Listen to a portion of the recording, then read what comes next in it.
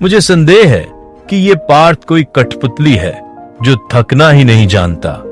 मुझे डर है कि कोई सूर्य मंडल विशेषज्ञ भी उसके जितना अच्छा नहीं होगा।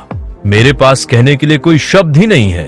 शायद हमें इस साल रत्नों के बारे में भूल जाना चाहिए, लेकिन अगले साल मैं निश्चित रूप से सम्राट को सुझाव दूंगा कि उसे अंदर न आने दें।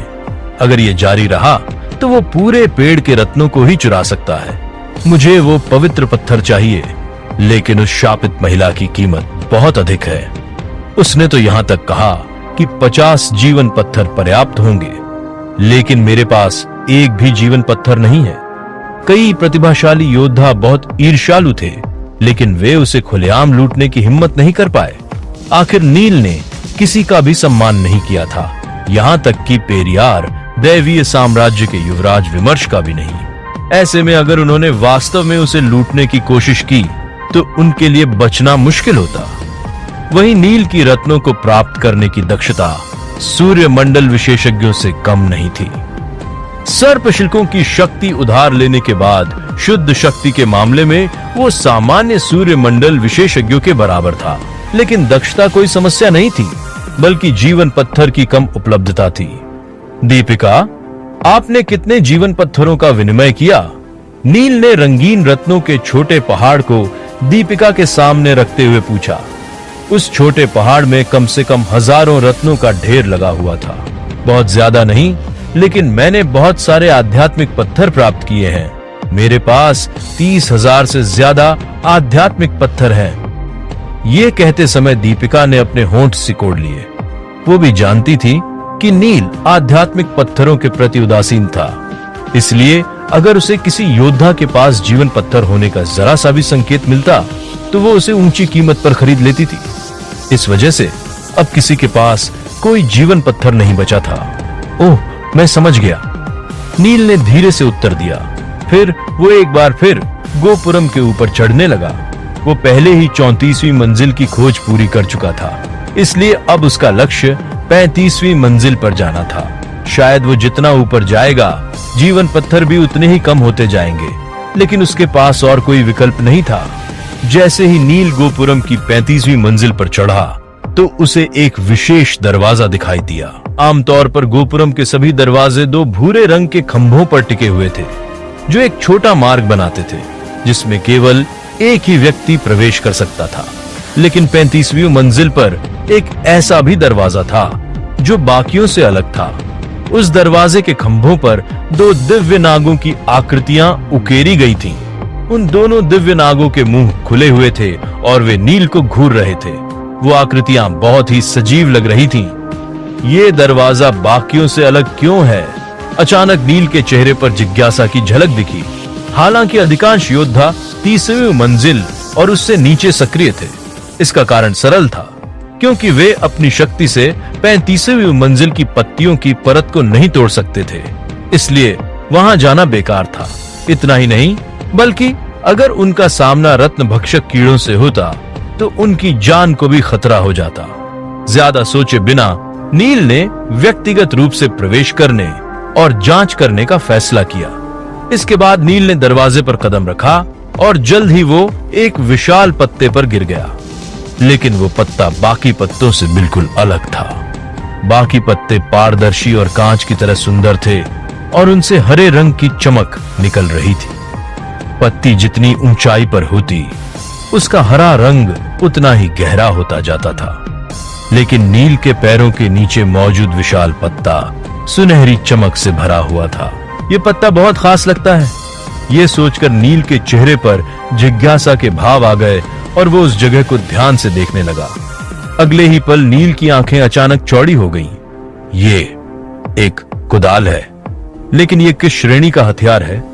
नील ने हैरानी से कहा। उस सुनहरे पत्ते के बीच में एक छोटी कुदाल रखी हुई थी।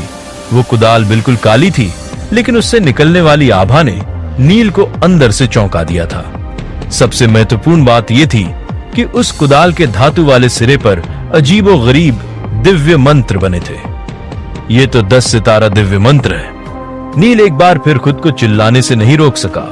हालांकि नील मानव जाति की दिव्य मंत्र विरासत के बारे में बहुत अधिक नहीं जानता था, लेकिन दिव्य नाग रक्त रेखा कबीले की दिव्य मंत्र तकनीक दिव्य नाग जाति से विरासत में मिली थी, इसलिए नील को उन्हें पहचानने में कोई परेशानी नहीं हुई। नागलोक में भी 10 सितारा दिव्य मंत्र सबसे ऊंची श्रेणी के माने जाते थे।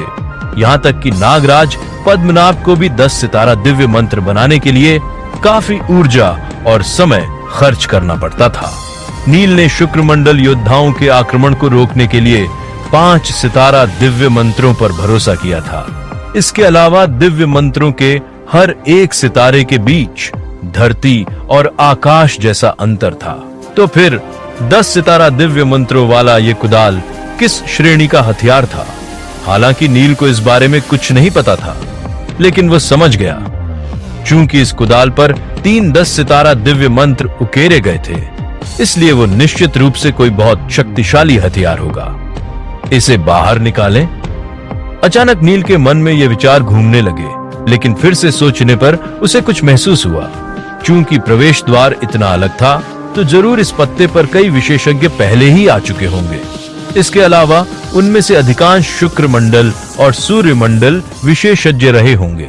ऐसे में अगर सूर्य मंडल विशेषज्ञ भी इस कुदाल का कुछ नहीं कर सके, तो भला वो इसे कैसे प्राप्त कर सकता था? हालांकि नील के मन में यह विचार चल रहा था, फिर भी उसने अपनी आकाश श्रेणी की कुदाल निकाली और सुनहरे पत्ते पर मौजूद कुदाल की तरफ चला गया। स्थिर खड़े होने के बाद नील ने अपनी कुदाल का उपयोग करके पत्ते पर 2 बार हल्के से दस्तक दी, जिससे सुनहरे पत्ते से 2 धीमी आवाजें निकली। फिर निशाना साधने के बाद नील ने अपने हाथ में पकड़ी कुदाल को ऊपर उठाया और पूरी ताकत से पत्ते पर दे मारा। डांग, क्रैक, डिंग। पहली आवाज नील की कुदाल के पत्ते की परत से टकराने की आवाज थी, जबकि दूसरी आवाज नील की कुदाल के टूटने की आवाज थी। तीसरी आवाज टूटी हुई कुदाल के पत्ते पर गिरने की आवाज थी। वो दृश्य देखकर नील एक पल के लिए स्तब्ध रह गया। फिर उसके चेहरे पर एक कड़वी मुस्कान आ गई। हालांकि राजकुमार योगेश द्वारा दिया गया कुदाल एक निम्न श्रेणी का आकाश हथियार था, फिर भी उस सुनहरे पत्ते से टकराते ही वो 2 टुकड़ों में टूट गया था। इस बात से अंदाजा लगाया जा सकता है कि उस सुनहरी पत्ती की कठोरता कितनी भयानक थी। नील के निर्णय के अनुसार शायद उस सुनहरे पत्ते की ताकत पहले से ही किसी दैवीय उपकरण के बराबर थी। जब उस निम्न श्रेणी के आकाश हथियार से उस पर प्रहार किया गया, तो ऐसा लगा जैसे कोई अंडा चट्टान से टकरा गया हो और वो तुरंत टूट गया। जबकि कुदाल टूटने के बाद भी सुनहरे पत्ते पर एक खरोंच भी नहीं आई थी। लेकिन सुनहरे पत्ते की परत के बीच चुपचाप पड़ी काली कुदाल को देखकर नील के चेहरे पर हार न मानने के भाव उभर आए। अगले ही पल उसकी भंडारण अंगूठी चमक उठी और उसने अपनी उच्च श्रेणी की आकाश तलवार बाहर निकाल ली। हालांकि तलवारें अपनी तेज धार के लिए जानी जाती थीं, लेकिन वे खनन के लिए उपयुक्त नहीं थीं। इसके अलावा समग्र शक्ति के मामले में वे कुदाल से बहुत कमजोर थीं। इसलिए तलवार निकालने और निशाना साधने के बाद भी नील प्रहार करने में हिचकिचा रहा था। सबसे अधिक संभावना थी कि इस हमले के बाद उसकी तलवार टूटने वाली थी। कुछ देर सोचने के बाद नील ने आह भरी और उस सुनहरे पत्ते से नीचे कूद गया।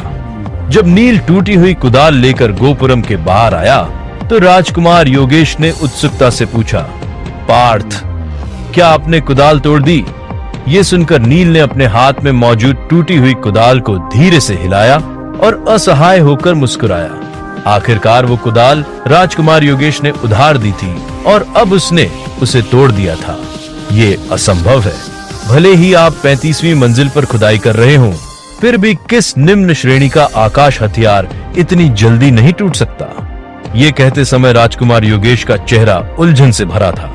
आखिरकार उस कुदाल का आकार खुदाई के लिए उपयुक्त था।